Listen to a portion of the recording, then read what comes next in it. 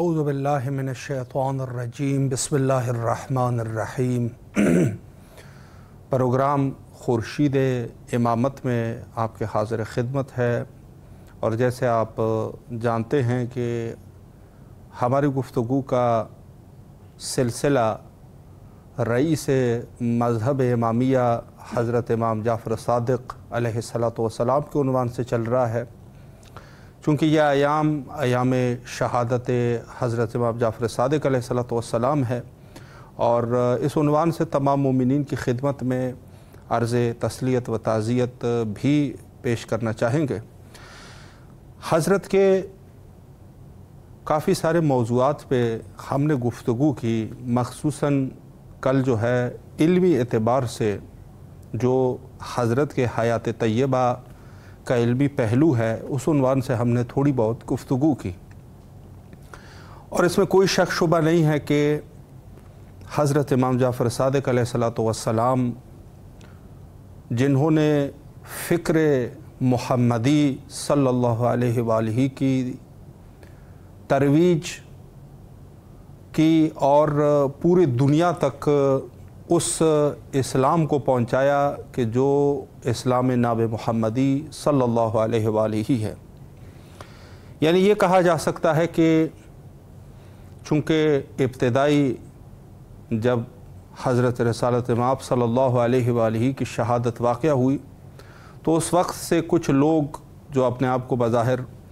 صحابیت کا لبادہ اوڑھ کے وہ سامنے آئے، اور رسول اللہ نے جو دو امور بتائے تھے، قرآن اور حدیث، جو کہ در حقیقت عطرت طاہرہ کی طرف حضرت کی تاکید تھی، تو انہوں نے یہ کوشش کی کہ کم از کم ان چیزوں کو اصل جہاں سے جو منبع ہدایت ہے وہیں سے ہی اس کو بند کر دیا جائے۔ ظاہر ہے کہ جب آپ عطرت کی یعنی حدیث کو جب آپ روک لوگے، خود حدیث رسول اللہ یا جو عطرت کا سلسلہ ہے، تعلیمات ہے، تو ظاہر سی بات ہے کہ قرآن کی بھی صحیح طریقے سے انسان سمجھ بوجھ نہیں رکھے گا، اور یہ سلسلہ ظاہر ہے کہ حدیث کے اوپر سب سے پہلے پابندی لگی، اور یہ بالکل تواریخ میں واضح ہے۔ یہ پتہ نہیں کہ کیوں آج کل کے اس دور میں ان چیزوں کو جو ہے وہ مخفی کیا جا رہا ہے، وگرنہ یہ سلسلہ یہ ہوا کہ خود خلفاء کے دور میں حدیث کے اوپر، جو آج کل اس دور میں بہت زیادہ حدیث پڑھے جاتے ہیں، یہ بخاری کی حدیث ہے، یہ مسلم کی حدیث ہے، سنن ابن ماجہ کی حدیث ہے، یہ سنن ابن داؤد کی حدیث ہے، یہ جو ہے اس حدیث کو مثلا ابن حجر عسقلانی نے اس کو ایسے لکھ دیا، اور یہ جو ہے وہ دیگر جو ہے وہ ان کے ائمہ نے اس طریقے سے اس کو لکھا، اور یہ حدیث صحیح ہے، یہ حدیث، بڑی بحث ہوتی ہے۔ یہ احادیث کا سلسلہ مکمل طور پہ منقطع ہو چکا تھا خلفاء کے دور میں۔ بنو امیہ کے دور میں بھی یہی سلسلہ رہا کہ شدید طریقے سے ان چیزوں کے اوپر پابندی تھی کہ کوئی حدیث کو نقل نہیں کرے گا، اور ان کے بند کرنے والا بھی وہی شخص جس نے یہ کہا تھا کہ حسبنا کتاب اللہ، ہمارے لیے خدا کی کتاب کافی ہے۔ یعنی در حقیقت اس سے وہ جو ہے سد باب حدیث کرنا چاہ رہے تھے، کہ جس میں وہ کامیاب بھی رہا بہرحال، اور یہ سلسلہ جو ہے کافی رکا رہا، اور وقت ایسا تھا کہ سب کام کو سنوارنے والی ذات ظاہر سی بات ہے کہ خداوند متعال ہے، اور یہ موقع ایسا فراہم ہوا کہ دو گروہوں کے درمیان جنگ شروع ہوئی، بنو عباس اور بنو امیہ اور بنو مروان وغیرہ، ان کے درمیان جو ہے جنگ کا سلسلہ شروع ہوا، اور اس موقع میں حضرت امام جعفر صادق علیہ السلام نے وہ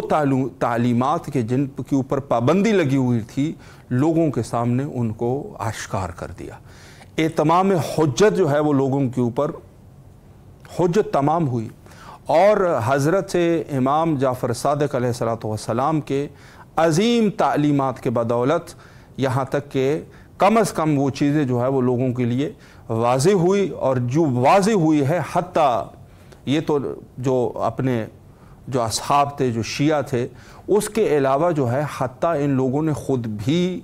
ان کے چونکہ ظاہر ہے کہ حضرت کے شاگردوں میں سارے تو شیعہ نہیں تھے، دوسرے لوگ بھی تھے، تو وہاں انہوں نے کم از کم یہ کہہ دیا جو ابو حنیفہ کا مشہور قول ہے، جب ان کے اوپر اس تعلیمات کو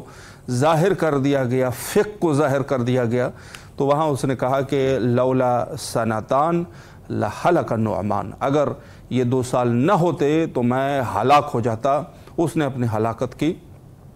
گواہی دی کہ یہ ہلاکت تھی۔ البتہ ان حضرت کے کلام میں موجود ہے کہ یہ پھر بھی ہلاک ہو چکا تھا، چونکہ انہوں نے جو ہے وہ آل رسول اور فقہ، جس کو یہ بالکل واضح سی بات ہے، اب کسی کی توہین نہیں ہونی چاہیے، لیکن یہ ہے کہ جو فقہ ابو حنیفہ ہے نا، یہ ذہن میں رکھیں، فقہ ابو حنیفہ فقہ امام صادق علیہ السلام کے مخالف ہے۔ یہ جو اس نے جملہ کہا تھا، پتہ نہیں کس عنوان سے اس نے کہا تھا، لیکن بہرحال یہ فقہ جو ہے وہ فقہ جعفریہ کے بالکل مخالف فقہ ہے، کوئی اس میں تردد نہیں ہے۔ علماء حضرات جانتے ہیں جنہوں نے فقہوں کا مطالعہ کیا ہوا ہے، فقہ ابو حنیفہ ضد فقہ جعفریہ ہے، ضد ہے بالکل۔ اور بہرحال انہوں نے یہ سیاسی طور پہ کہا ہوگا، چونکہ حضرت امام جعفر صادق علیہ السلام عام اور خاص میں علم کے اعتبار سے معروف تھے، سکہ اپنا منوا چکے تھے، تو یہ امام جعفر صادق علیہ السلام کے لیے کوئی فخر کی بات نہیں تھی کہ ایک شخص اٹھ کے یہ کہے کہ لولا سنتان لہلک النعمان، بلکہ یہ اس شخص کے لیے فخر کی بات ہے کہ میں جعفر ابن محمد صادق علیہ السلام کا شاگرد ہوں۔ جی جی غالباً جو ہے وہ ہمارا رابطہ آج کے ہمارے معزز مہمان کے ساتھ قائم نہیں ہو چکا ہے، شاید کوئی فنی خرابی ہے، اور کوشش ہوگی کہ انشاءاللہ العزیز ان کے ساتھ رابطے کو قائم کیا جا سکے۔ آج ہمارے جو ہے وہ مہمان ہوں گے حجت الاسلام علی جناب مولانا سید محمد تقی نقوی صاحب قبلہ قم المقدسہ سے۔ انشاءاللہ العزیز اگر رابطہ قائم ہو سکے تو یہ گفتگو کا سلسلہ انشاءاللہ العزیز ان کی زبانی اور ہمارے علم میں انشاءاللہ اضافہ ہوگا۔ تو اس عنوان سے کہ میں یہ جو مقدمہ عرض کر رہا ہوں کہ خود حضرت امام جعفر صادق علیہ السلام اور آپ نے جس طریقے سے علوم کو پہنچایا، ہر خاص و عام تک پہنچایا، تو اس میں جو ہے چونکہ سکہ جو ہے وہ منوا چکے تھے۔ اچھا، اس میں ایک چیز یہ تھی کہ حضرت امام محمد باقر علیہ السلام، جن کو باقر العلوم کہتے تھے، یعنی علوم کو جو ہے انہوں نے واضح کر دیا، ظاہر کر دیا علوم کو، اور اس کے بعد جو تعلیم کا سلسلہ ہے پھر حضرت امام جعفر صادق علیہ السلام، تو اس طریقے سے یہ جو ہے جو حضرت امیر المومنین علیہ السلام سے یہ سلسلہ چلا تھا، اور انہوں نے ممبر پر یہ اعلان کر دیا تھا کہ سلونی قبل ان تفقدونی، تو اس کے بعد یہ دعویٰ حضرت امام حسن مجتبی علیہ السلام سے بھی ملتا ہے، اور یہ سلسلہ چلا جو معروف اور مشہور تھے علمی اعتبار سے۔ یعنی یہ کہا جاتا تھا کہ یہ جو بنو ہاشم ہے، بے شک ان کے امامت کے بہت سارے لوگ قائل نہیں ہوتے تھے، ہر زمانے میں قائل نہیں ہوتے تھے، آج بھی ایسے ہی ہے، کوئی آج کے اس دور میں بھی 80% لوگ یا 70% لوگ ان کے امامت کے شاید مسلمین میں سے قائل نہ ہو، لیکن کم از کم ان کے علم کو جو ہے وہ مانا جاتا تھا کہ جو یہ بنو ہاشم فرزندان رسول اللہ صلی اللہ علیہ وآلہ ہے، علمی اعتبار سے انہوں نے اپنا سکہ منوا لیا ہے۔ تو یہ سلسلہ حضرت امام جعفر صادق علیہ السلام، اب یہاں سے علوم جو ہے لوگوں میں یہ چیز مشہور ہو گئی، اور جب یہ برسر اقتدار آئے، یہ جو بنو عباس ہے ظالم، یہ ظالم خاندان جنہوں نے جو ہے بنو امیہ سے زیادہ ظلم کر دیا، اور خود اہل البیت علیہ السلام کے نام پہ حکومت لے کر پھر اہل البیت علیہ السلام کا ایسا قتل عام انہوں نے کر دیا کہ تاریخ کے اوراق جو ہے وہ کانپ جائے۔ اس قدر یہ ظالم تھے، اس قدر یہ جابر تھے، اس قدر یہ فاسق اور فاجر تھے، اس قدر منافقت، ہر چیز۔ بنو امیہ سے 4 قدم آگے تھے یہ لوگ، یہ پکی بات ہے، اس میں کوئی شک شبہ نہیں ہے۔ امیر المومنین علیہ السلام نے سالہا پہلے منصور الدوانقی لعنت اللہ علیہ، اس کے بارے میں جو پیشگوئی فرمائی تھی، کہتا منصور جو ہے وہ اس قدر ظالم اور جابر ہوگا کہ، تو یہ فسق اور فجور میں جو ہے بالکل ائمہ کفر تھے. جو حدیث میں ہے نا ایک ائمہ ہدا ہے اور ایک ائمہ کفر, یہ ائمہ کفر تھے.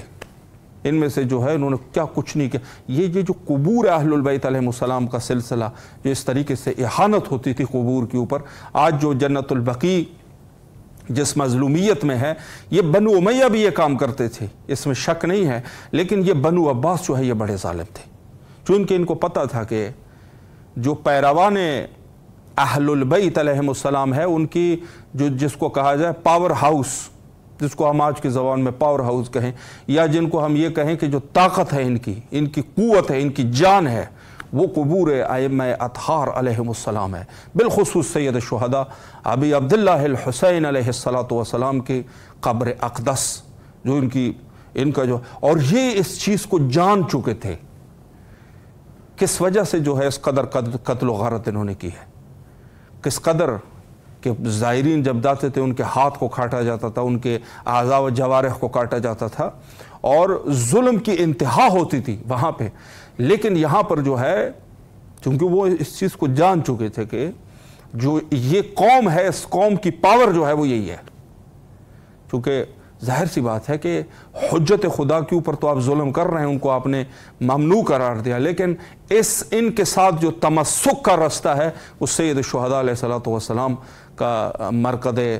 مقدسہ ہے, کہ جس پر لوگ جو ہے وہ جاتے ہیں, وہاں توسل کرتے ہیں اور اہل البیت علیہ السلام کے ساتھ جوڑ رہے ہیں اس قبر اقدس کے توسط سے. تو یہ بہرحال ایک ایسا سلسلہ تھا کہ جس پر جو ہے انہوں نے ظلم کی انتہا کر دی. تو خود انہوں نے کیا کیا, ان کے ایک سیاسی پہلو میں یہاں پر ایک تھوڑی سی گفتگو کروں, اگر مہمان ہمارے پہنچ جاتے ہیں تو بہتر ہے. ایک سیاست جو تھی وہ ان کی یہ تھی بنو عباس کی سیاست. اچھا, یہ ایک سیاست ان کی جو تھی وہ اس عنوان سے تھی کہ یہ لوگ جو ہے وہ انہوں نے جب دیکھا کہ لوگ جو ہے ان کو اس چیز کا علم ہو چکا ہے کہ اگر کسی نے علوم اور کسی نے کچھ سیکھنا ہے تو اہل البیت علیہ السلام کے دروازے پر جانا ہوگا. امام جعفر صادق علیہ السلام سے یہ سلسلہ چلا, اور پھر جو ہے جو امام موسیٰ کاظم علیہ السلام کا دور اور حضرت امام علی رضا علیہ السلام کا دور, یہ سلسلہ ایسے چلا. تو انہوں نے کیا کیا, انہوں نے کہا کہ انہوں نے بڑی سرچ کی پوری دنیا میں کہ صرف یہی خاندان ہے یا کوئی اور لوگ بھی ایسے تھے جو حکیم قسم کے لوگ تھے. سرچ انہوں نے بہت کی, وہاں سے پتہ چلا کہ یونان کی جو حکیم ہے, جو کہ افلاطون ہے, ارسطو ہے, سقراط ہے, یہ جو ہے یہ بڑے حکیم تھے, فلاسفہ رکھتے تھے, فلسفے کے یہ علماء تھے, اور انہوں نے بڑی چیزیں لکھی ہوئی ہے. اگر ان کا ترجمہ کر کے عربی زبان میں اس کو لایا جائے تو ہو سکتا ہے کہ لوگ جو ہے ان کی ذہن سے یہ چیز نکل جائے گی کہ علم کا در جو ہے وہ صرف اہل البیت کا نہیں ہے بلکہ دوسرے بھی حکیم ہوتے ہیں. انہوں نے وہاں سے ان کتابوں کا ترجمہ کرنا شروع کر دے. یونانی زبان کی کتابوں کا ترجمہ عربی فصیح میں انہوں نے شروع کر دیا, اور کتابوں کو بہرحال وہ کیا, اور ان کو باقاعدہ تدریس کیا کرتے تھے, فلاسفہ کو تدریس کیا کرتے. یہ فلاسفہ کے بارے میں جو زیادہ تھے ان کے مخالفت میں جو احادیث ملتے ہیں اس کی وجوہات یہ بھی تھی, چونکہ اس زمانے میں جس قدر یہ زہریلا ہو چکا تھا یہ مسئلہ, لوگوں کے اعتقادات کو اس عنوان سے خراب کیا جا رہا تھا. تو انہوں نے جو ہے بہرحال فلاسفہ کی کتابوں کو لے آئے, اور جو انہوں نے حکمت کی کتابیں تھی بہرحال سقراط اور ارسطو اور افلاطون وغیرہ یہ لوگ جتنے بھی تھے ان کی کتابوں کو ٹرانسلیٹ کیا جاتا تھا, اور لوگوں میں رائج کرنے کی کوشش ہوتی تھی کہ لوگوں کو اس کا مقصد یہی تھا کہ لوگ جو ہے ان کے ذہن میں یہ کنسپٹ جو ہے کہ اگر کسی نے علم اور حکمت کی طرف جانا ہے تو غیر اہل البیت علیہ السلام کے علاوہ یہ چیز جو ہے وہ ناممکن ہے. انہوں نے بہرحال اس عنوان سے کوشش کی اور اس سلسلے پر انہوں نے کام کیا.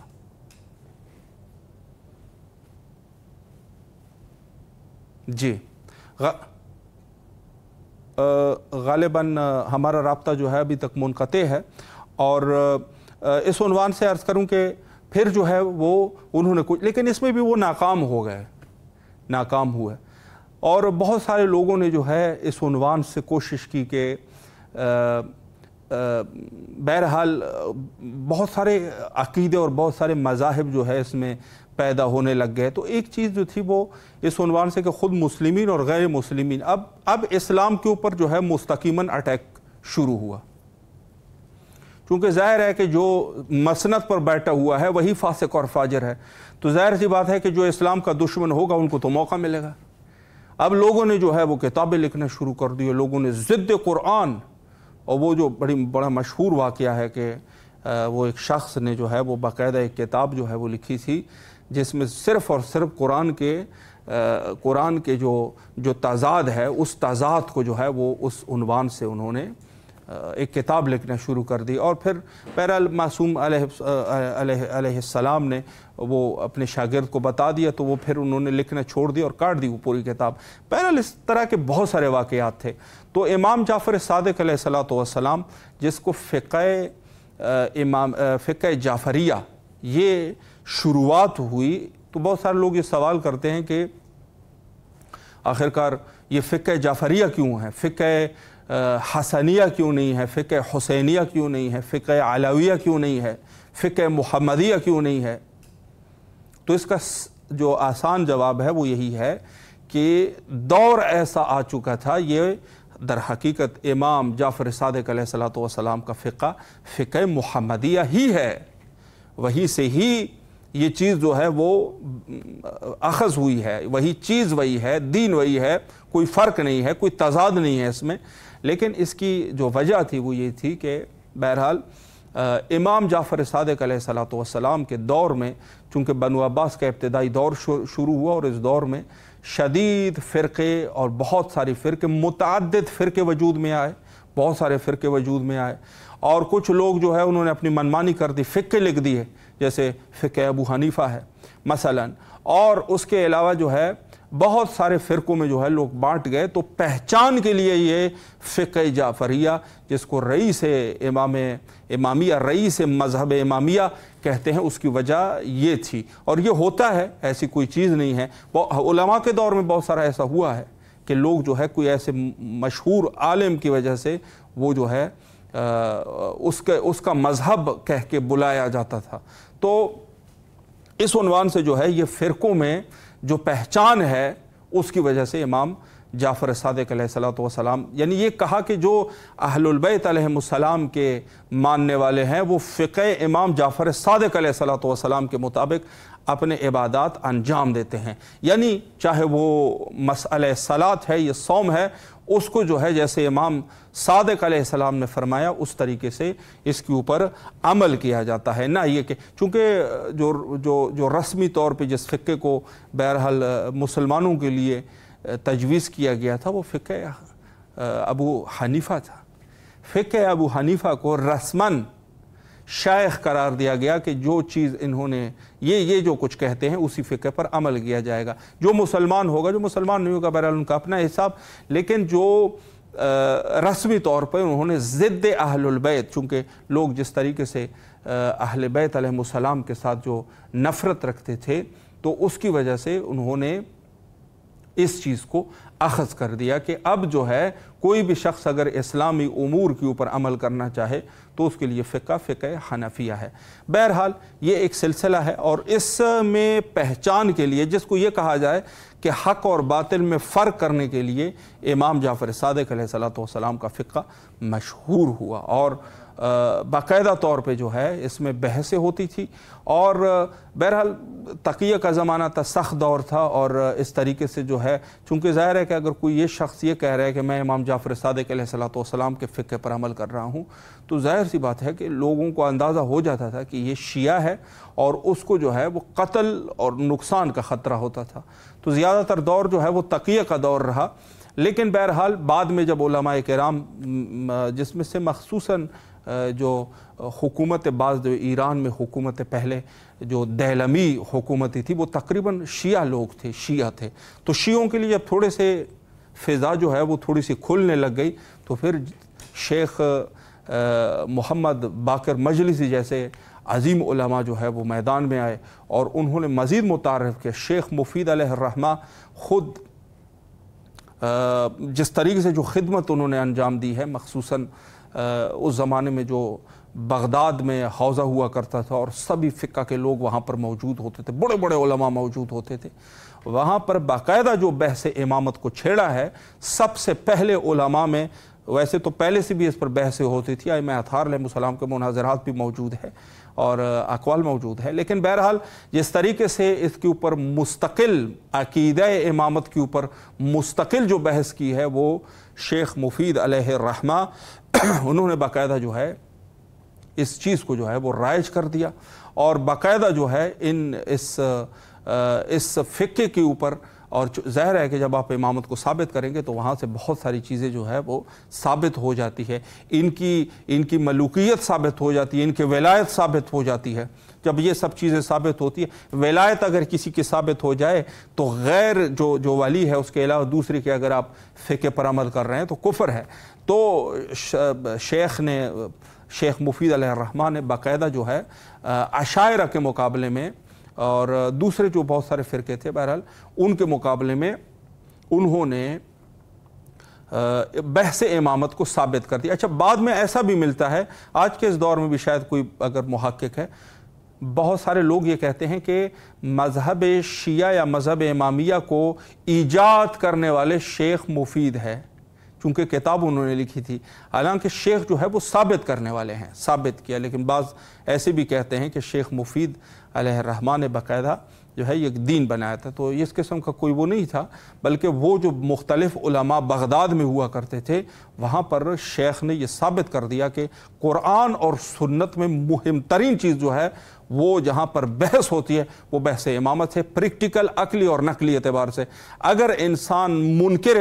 امامت ہو جاتا ہے تو پھر جو ہے وہ وہاں پر دین جو ہے وہ ناقص ہے، آپ کسی کافر کو جواب دینے کے لائق نہیں رہو گے اگر آپ امامت کے منکر ہو جاتے ہو، یہ ثابت ہے۔ اور بعد میں بھی بہت ساری کتابیں لکھی گئی، مرحوم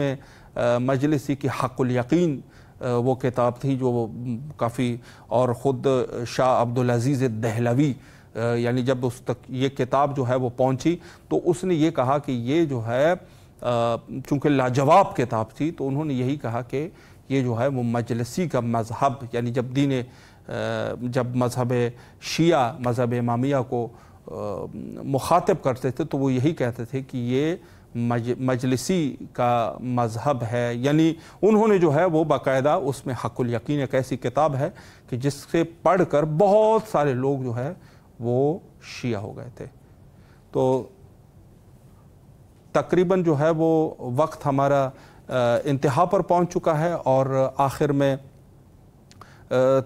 دعا کرتے ہیں کہ اللہ ہم سب کی توفیقات خیر میں اضافہ فرمائے، اور حجت خدا کے ظہور کے لیے دعا کرتے ہیں، اللہم عجل لولیک الفرج۔